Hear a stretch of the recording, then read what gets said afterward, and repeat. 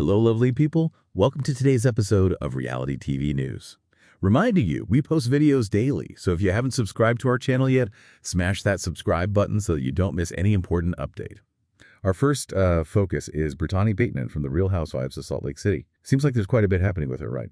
Both personally and show-wise. Yeah, absolutely. And what's really, fascinating is how her personal stuff is directly impacting or being impacted by the show's production. She revealed Jared Osmond broke up with her over a voice memo. A voice memo. Wow. Yeah. And apparently it's the first time in 2 years he actually initiated a breakup. She called the whole relationship dysfunctional, basically said, compatibility, shared goals, they're crucial. Sounds like she sees this as the real end. Oh, okay. That's, pretty candid. But it's not just the personal life, is it?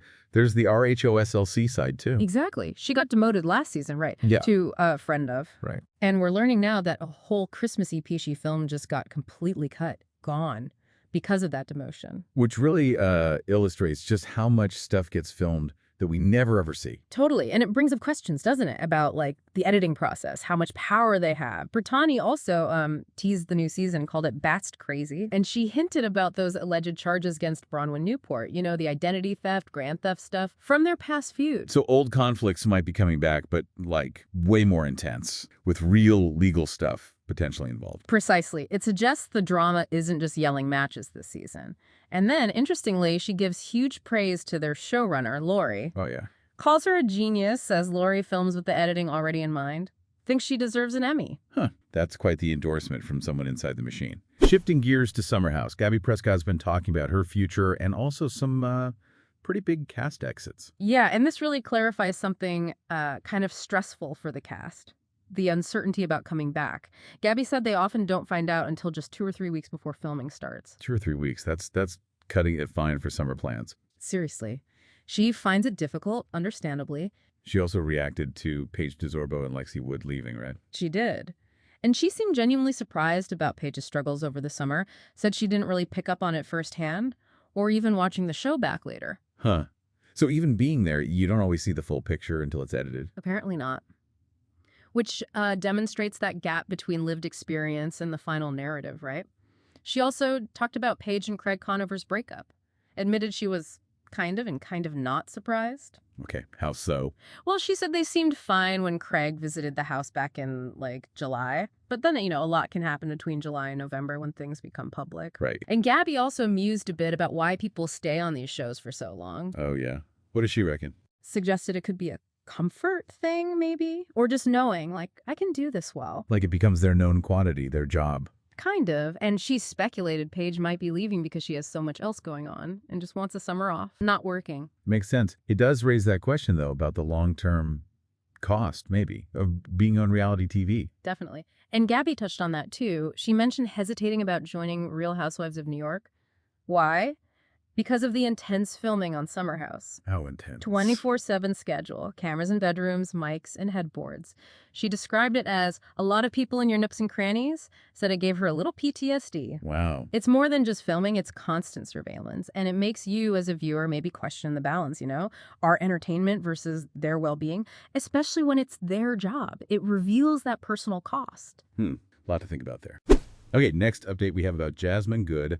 We're unpacking Jasmine Goode's thoughts on rumors, relationships, and eyes being open. She tackled that rumor about Jason Caperna cheating on Janet Caperna, the one about him going out without his wedding ring sometimes. Right. I heard about that. What did she say? Jasmine said flat out she doesn't believe it. She thinks it stems from a fractured group dynamic from a couple of years back. People saying stuff they didn't really mean. Old tensions fueling new gossip. Okay, so she depicts it more as residual drama than actual fact. Interesting. Yeah.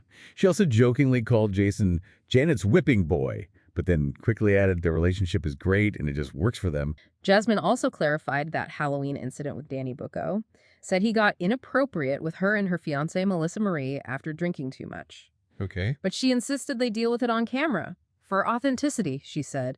And she feels like she got through to him later and they're in a good place now. That focus on being real and authentic, even when it's uncomfortable. But then her eyes were opened about Janet Caperna. What happened there? Well, Jasmine explained she just started seeing things, started questioning behaviors. Specifically, she didn't like how Janet was treating Kristen Dowd and Zach Wickham. Ah, okay. So a shift in perspective.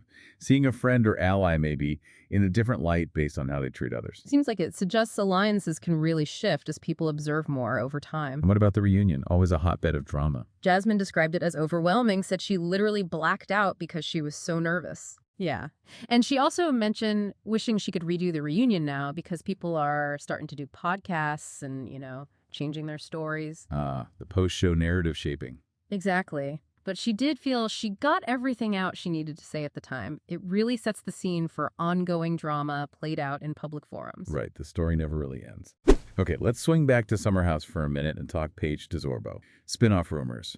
What she's looking for. Paige said they are often the final and last people to find out anything, even about their own show's filming schedule. Honestly, they find out last. That's what she says. Oh. She reads about spinoff rumors online, just like us. Wow, kind of shatters the illusion they're pulling the strings, doesn't it? Totally. But she also said she's very open to, all possibilities of TV stuff. Why? Because she loves attention. Huh. Well, points for honesty. It demonstrates a pretty candid approach to the whole reality TV game. Yeah, she gets it's a platform. And speaking of moving on, after splitting with Craig Conover, she laid out her dating non-negotiables. Oh, yeah. What's the criteria now? Well, first, she's off men for a minute. But when she does get back out there, the guy has to dress really well and be really into their own outfits. Okay, fashion sense is key. Apparently non-negotiable, she specifically said she doesn't want to see a Chelsea boot ever again. Uh-huh. Okay, noted. So a fashion-forward partner. What else is she up to? Mostly focused on her podcast, Giggly Squad.